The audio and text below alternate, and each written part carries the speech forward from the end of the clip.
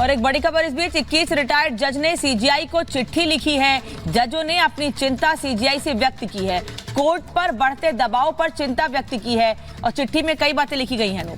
यह लिखा गया है, कुछ लोग राजनीतिक और व्यक्तिगत हित के लिए न्याय प्रणाली में जनता के विश्वास को कम करने की कोशिश कर रहे हैं। ये चिट्ठी देखिए, ये चिट्ठी बेहद अहम है और चीफ जस्टिस को चिट्ठी लिखी गई। रिटायर्ड जज हैं 21 रिटायर्ड जज जिन्होंने सीजीआई को चिट्ठी लिखी है। जजों ने अपनी चिंता सीजीआई से व्यक्त की है। कोर्ट पर बढ़ते दबाव पर यह चिंता व्यक्त की गई है।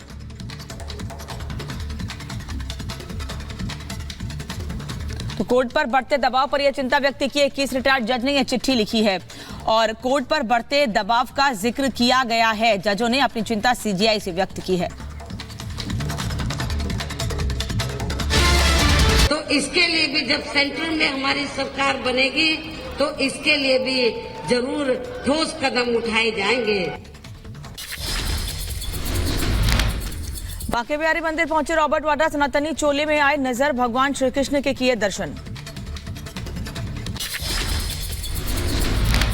सलमान खान के घर के बाहर हुई फायरिंग का मामला मुंबई पुलिस के बाद अब दिल्ली पुलिस भी शूटर्स की तलाश में जुटी। टेक्निकल सर्विलांस और ह्यूमन इंटेलिजेंस की मदद से इनपुट जुटा रही है पुलिस।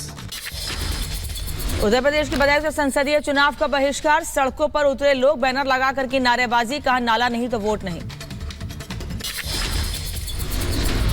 यूपी के बहराइच में नेपाली पासपोर्ट के साथ नेपाली युवक गिरफ्तार। इंडियन वोटर आईडी कार्ड और कई फर्जी दस्तावेज बरामद।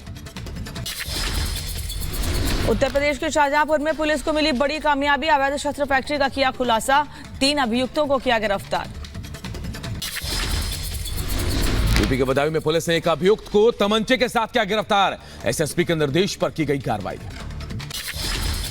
उत्तर प्रदेश के बदायूं में फांसी के फंदे पर झूलता मिला युवक का शव। लोगों में मचा हड़कंप। पुलिस मामले की जांच में जुटी। यूपी के झांसी में भाई ने अपने भाई को उतारा मौत के घाट। मामूली विवाद में चलते पत्थर से कुचलकर हत्या की। उत्तर प्रदेश के देवरिया में पुलिस को मिली बड़ी कामयाबी। चोरी की एक मोटरसाइकिल, एक तमंचे के साथ बदमाश गिरफ्तार।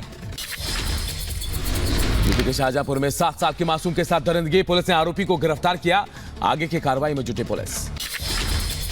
उत्तर प्रदेश के एटा में प्रशासन को मिली बड़ी सफलता। लोकसभा चुनाव से अवैध हथियार फैक्ट्री का पर छापा मारा। छापेमारी में एक तस्कर को गिरफ्तार किया।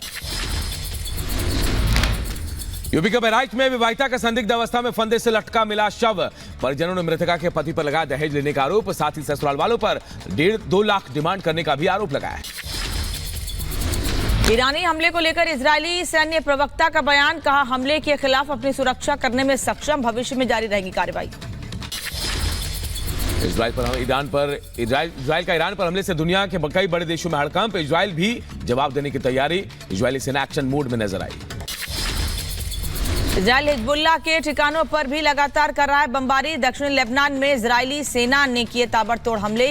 हिजबुल्लाह के कई ठिकानों पर हमले। ईरान के हमले के बाद एक्शन मोड में इजराइल। हमले को लेकर इजराइल कैबिनेट ने बैठक की। बैठक में युद्ध की स्थिति की रणनीति को लेकर चर्चा हुई। ईरान इजराइल में बढ़ा तनाव। G7 देशों ने मिडिल ईस्ट में बिगड़ते हालात पर जताई चिंता। G7 देशों ने ईरान के हमले की निंदा की। विदेश मंत्री एस जयशंकर ने ईरान के विदेश मंत्री से बात की। ईरान के हमले के बाद बर्लिन में इजराइल के समर्थन में निकाली गई रैली। सैकड़ों लोगों ने एकजुटता दिखाने के लिए रैली निकाली। प्रदर्शन में जर्मन सरकार से ईरान के साथ संबंधों पर पुनर्विचार करने की मांग रखी। ईरान के हमले को लेकर इजरायल सेना ने वीडियो जारी किया है। वीडियो में इजरायली सेना का दावा, ईरान से आने वाली मिसाइलों और ड्रोन को रोका गया। ईरान से युद्ध के हालात बनने को लेकर एक्शन में दिखे इजरायली सेना। गाजा पट्टी पर बनाए गए ठिकानों पर डटे रहे इजरायली फोर्स। लगातार हमले को रोकने की कर रहे हैं कोशिश। ईरानी विदेश मंत्री ने हमले को लेकर किया बड़ा दावा। कहा हमले में अमेरिकी ठिकानों को निशाना नहीं बनाया गया और हमारा लक्ष्य इजरायली शासन को दंडित करना है। इजराइल और ईरान के बीच बड़े तनाव को देखते हुए अलर्ट मोड पे भारत सरकार। विदेश मंत्री जयशंकर ने इजराइल के विदेश मंत्री से बातचीत की। स्थिति को लेकर चर्चा की।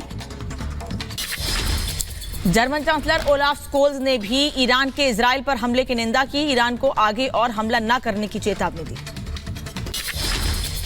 ईरान ने इजराइल के कई ठिकानों पर दागी ताबड़तोड़ मिसाइलें। ईरान की ओर से जारी किया गया वीडियो में कुछ हमलों की तस्वीरें सामने आई है। ब्रिटेन के प्रधानमंत्री ऋषि सुनक इजराइल पर ईरान के हमले को बताया खतरनाक, बेवजह तनाव बढ़ाने के लिए ईरान की निंदा की। इसके साथ ही सुनक ने इजराइल के एक्शन की भी तारीफ की। हमले के बाद इजराइल का ईरान के खिलाफ बड़ा दावा। इजरायली सेना ने कहा लॉन्च किए गए 300 से ज्यादा ड्रोन और 99% मिसाइलों को नष्ट किया गया। मिडिल ईस्ट में बने तनावपूर्ण स्थिति को लेकर अमेरिकी राष्ट्रपति बाइडेन ने 494 और 335वें लड़ाकू स्क्वाड्रन के सदस्यों से बात की। इजराइल की हवाई रक्षा करने के तरीके की तारीफ की। संयुक्त राष्ट्र महासचिव एंटोनियो गुटेरेस ने भी मिडिल ईस्ट में बढ़ते तनाव को लेकर चिंता जताई। सोशल मीडिया एक्स पर पोस्ट कर लिखा, मध्य पूर्व स्थिति कगार पर है।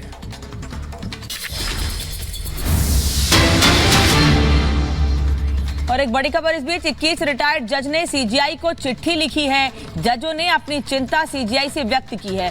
कोर्ट पर बढ़ते दबाव पर चिंता व्यक्त की है और चिट्ठी में कई बातें लिखी गई हैं।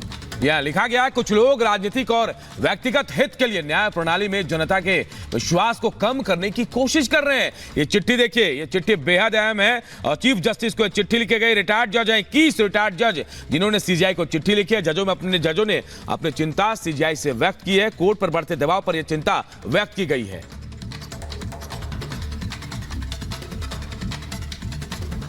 तो कोर्ट पर बढ़ते दबाव पर यह चिंता व्यक्त की है। 21 रिटायर्ड जज ने यह चिट्ठी लिखी है और कोर्ट पर बढ़ते दबाव का जिक्र किया गया है। जजों ने अपनी चिंता सीजीआई से व्यक्त की है।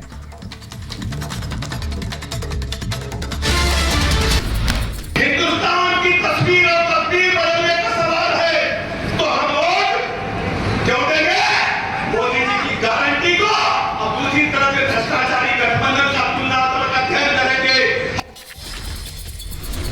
अशोक गहलोत ने कांग्रेस की जीत का किया दावा, का बहुत बड़े परिवर्तन होने की संभावना है। बहुत चौंकाने वाले परिणाम आ सकते हैं। कांग्रेस की तरफ हवा है।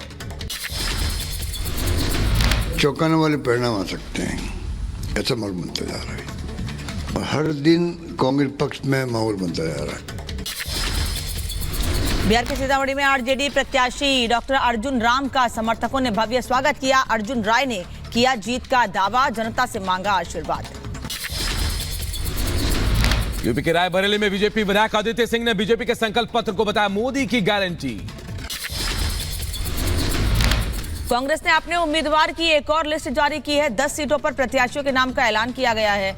पूर्वी दिल्ली से मनोज तिवारी के खिलाफ कन्हैया कुमार को मैदान में उतारा। अखिलेश यादव ने बदायूं लोकसभा सीट में तीसरी बार बदला उम्मीदवार। धर्मेंद्र यादव शिवपाल यादव के बाद अब शिवपाल के बेटे आदित्य को पार्टी ने दिया टिकट। भीम निषाद की जगह राम भुवाल निषाद को मैदान में उतारा।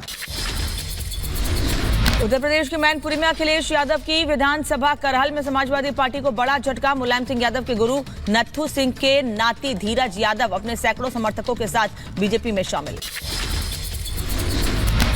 शराब घोटाले में दिल्ली के सीएम अरविंद केजरीवाल की न्यायिक हिरासत खत्म। आज कोर्ट में होगी पेशी। ईडी की गिरफ्तारी के खिलाफ केजरीवाल की याचिका पर भी आज सुप्रीम कोर्ट में अहम सुनवाई। केरल और तमिलनाडु के दौरे पर रहेंगे पीएम मोदी। केरल में 2 रैलियों को करेंगे संबोधित। उसके बाद तिरुवनंतपुरम में जनसभा को संबोधित करेंगे। प्रधानमंत्री नरेंद्र मोदी कर्नाटक के मैंगलुरु में विशाल रोड शो करते नजर आए। इस दौरान लोगों ने मोदी मोदी और भारत माता की जय के नारे लगाए। रोड शो के दौरान पीएम ने हाथ में बीजेपी का सिंबल लिए लोगों का अभिवादन स्वीकार किया। कर्नाटक के मैसूर में पीएम मोदी ने जनसभा को किया संबोधित। पीएम ने कांग्रेस पर जमकर निशाना साधा। कहा कर्नाटक को कांग्रेस ने चुनाव के समय एटीएम बना दिया है। कर्नाटक में तुष्टीकरण का खुला खेल चल रहा है। कांग्रेस पार्टी आज टुकड़े टुकड़े गैंग की सुल्तान बनकर घूम रही है। पीएम मोदी ने कांग्रेस पर बोला हमला। कहा देश बांटने की बात करने वालों को चुनाव लड़ने के लिए कांग्रेस टिकट दे रही है। इंडी गठबंधन ने लोगों की आस्था का अपमान किया है। बिहार दौरे पर रहेंगे उत्तर प्रदेश के मुख्यमंत्री योगी आदित्यनाथ। औरंगाबाद और नवादा में चुनावी जनसभा को करेंगे संबोधित। एनडीए उम्मीदवार विवेक ठाकुर के पक्ष में मांगेंगे वोट।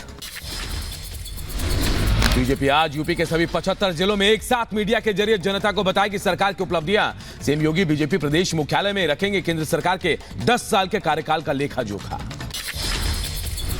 बसपा सुप्रीमो मायावती आज रामपुर, मुरादाबाद और पीलीभीत में जनसभा को करेंगी संबोधित। 23 अप्रैल तक पश्चिमी उत्तर प्रदेश की 12 सीटों के लिए 10 रैलियां करेंगी। यूपी के मुजफ्फरनगर में एक रैली को संबोधित करते हुए बसपा सुप्रीमो मायावती ने किया बड़ा ऐलान। कहा, अगर केंद्र में उनकी सरकार बनी तो पश्चिमी उत्तर प्रदेश को अलग राज्य बनाने का काम करेंगे। आप लोग चाहते हैं कि पश्चिमी यूपी अलग से स्टेट बने,